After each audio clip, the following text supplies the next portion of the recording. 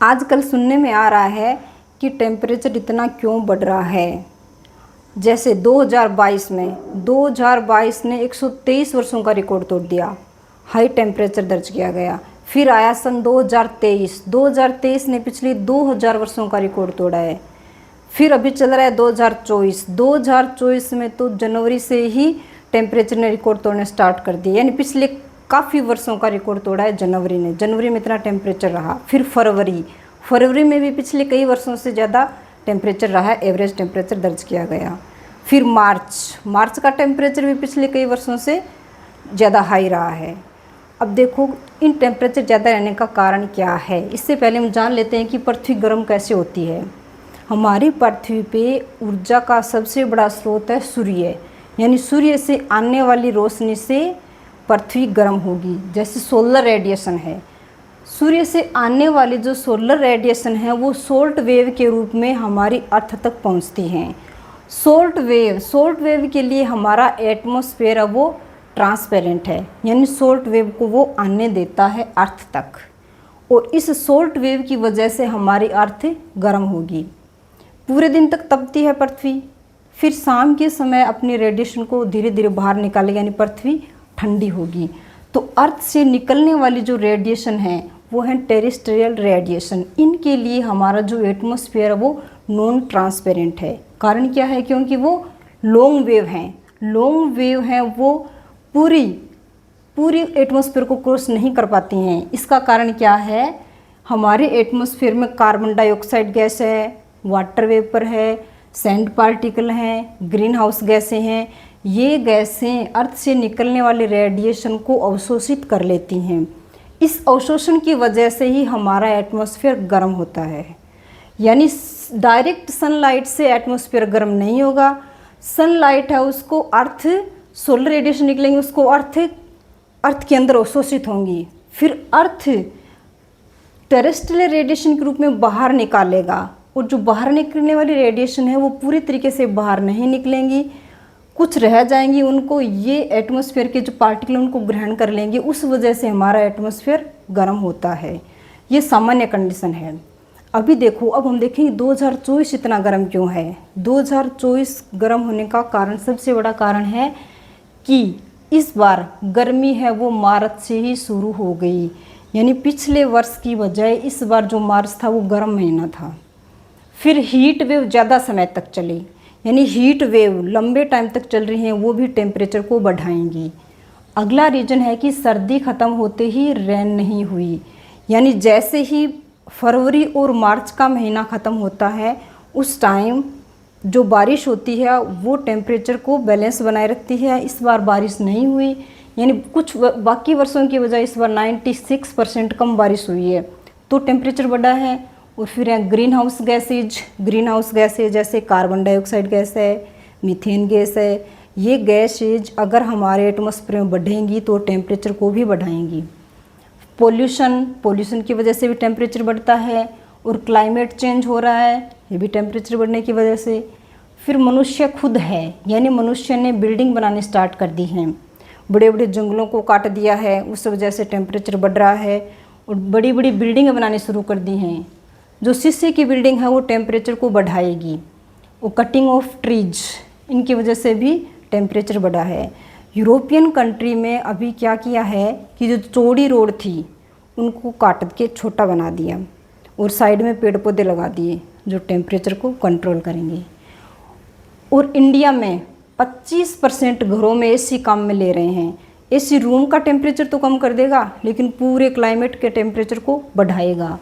गाड़ियों का धुआं, इस धुएं से निकलने वाले कार्बन मोनोऑक्साइड हैं, कार्बन डाइऑक्साइड गैसेज हैं, ये पोल्यूशन को भी बढ़ाएंगी और टेम्परेचर को भी बढ़ाएंगी। कंक्रीट की सड़कें हैं, यानी बड़ी सिटी में जो सड़कें बनी हुई हैं वो टेम्परेचर को बढ़ाती हैं। अगला कारण है कार्बन उत्सर्जक 4 गुना बढ़े हैं। इन वर्षों में इंडस्ट्रीज़ की वजह से जो कार्बन उत्सर्जक पदार्थ हैं पिछले दशकों की बजाय 4 गुना बढ़े हैं।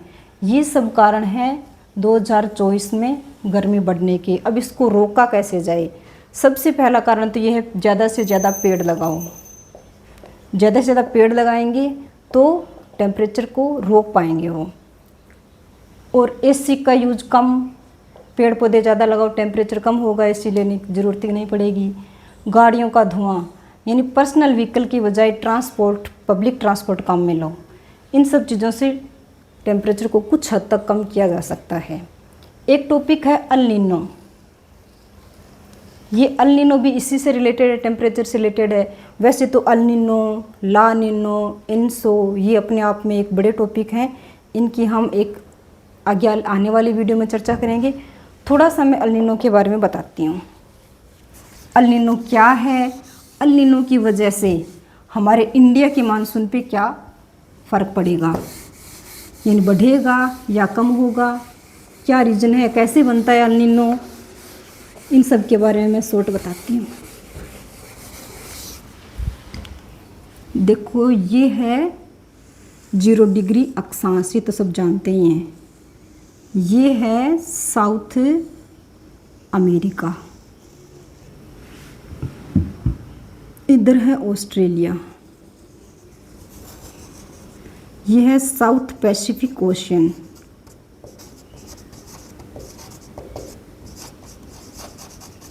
ऑस्ट्रेलिया,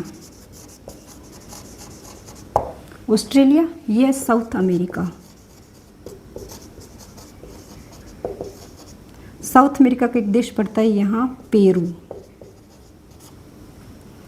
इधर एशिया, एशिया में यहाँ अपना इंडिया, यानी इंडिया और एशिया तो एक जैसा इफेक्ट होगा दोनों में। यहाँ पे ये है इक्वेटर। इक्वेटर के पास में जो हवाएं चलती हैं उनको बोलते हैं ट्रेड विंड। यहाँ का टेम्परेचर ज़्यादा होगा क्योंकि 0 डिग्री इक्वेटर है। पीछे वाले वीडियो में मैंने बताया था कि 0 डिग्री इक्वेटर यहाँ पे टेम्परेचर ज़्यादा रहता है, तो यहाँ पे जो हवाएं चलेंगी वो होगी गर्म जलधाराएँ, गर्म जलधारा। और जैसे पृथ्वी यूँ घूमती है पश्चिम से पूर्व की ओर, तो जल यूँ आएगा, यानी पूर्व से पश्चिम की तरफ गति करेगा जल। ये धाराएं अमेरिका से पास से चल के अपना गर्म जल यहाँ डालती हैं ऑस्ट्रेलिया के इधर पश्चिम पूर्वी तट पे। ये ऑस्ट्रेलिया का पूर्वी भाग है, ऑस्ट्रेलिया के पूर्वी तट पे डालेंगे।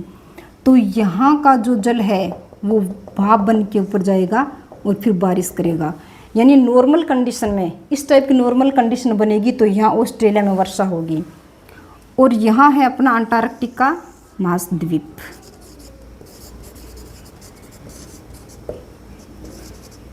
अंटार्कटिका महाद्वीप, यहाँ ये बर्फ़ का बना हुआ पूरा, तो यहाँ से जो हवाएं चलेंगी वो कैसी होंगी, ठंडी हवाएं। गर्म जल हल्का होता है, यानी गर्म जल ने यहाँ से जगह खाली कर दी, वो ठंडे जल ने ले लिया, यानी यहाँ पे ठंडी की कंडीशन होगी, यहाँ पे गर्म की कंडीशन। इस कंडीशन में भारत में भी वर्षा होगी। फिर अगर इसकी उल्टी कंडीशन हो गई, यानी कभी कभी ये धाराएं गर्म जल धाराएं यूँ आ गई, यहाँ पे बनती है अपवेलिंग की कंडीशन, अपवेलिंग। तो क्या होगा, ये गर्म जल धाराएं यूँ चलनी शुरू हो गई, यानी इसकी उल्टी कंडीशन हो गई। इसको बोलते हैं अल नीनो। यानी गर्म जल यहाँ की इकट्ठा हुआ है, तो यहाँ का जो जल था वो भाप बन के ऊपर जाएगा और फिर यहाँ वर्षा करेगा। यानी अल नीनो की कंडीशन में साउथ पैसिफिक ओशन के पूर्वी तट पे वर्षा होगी, यानी साउथ अमेरिका के जो पेरू तट है यहाँ पे वर्षा होगी, भारी वर्षा होगी, बाढ़ की कंडीशन में बन जाएगी। ये है अल नीनो।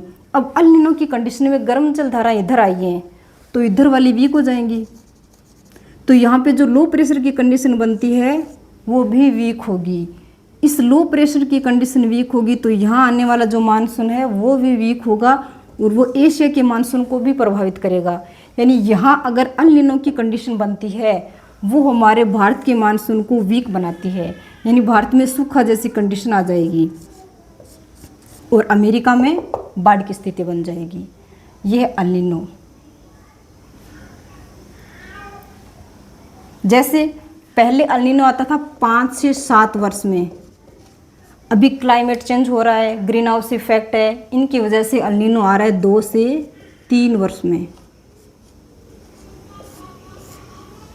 आज के लिए इतना ही काफ़ी। बाकी इस टॉपिक के बारे में डिटेल से आगे वाली वीडियो में चर्चा करेंगे। Thank you.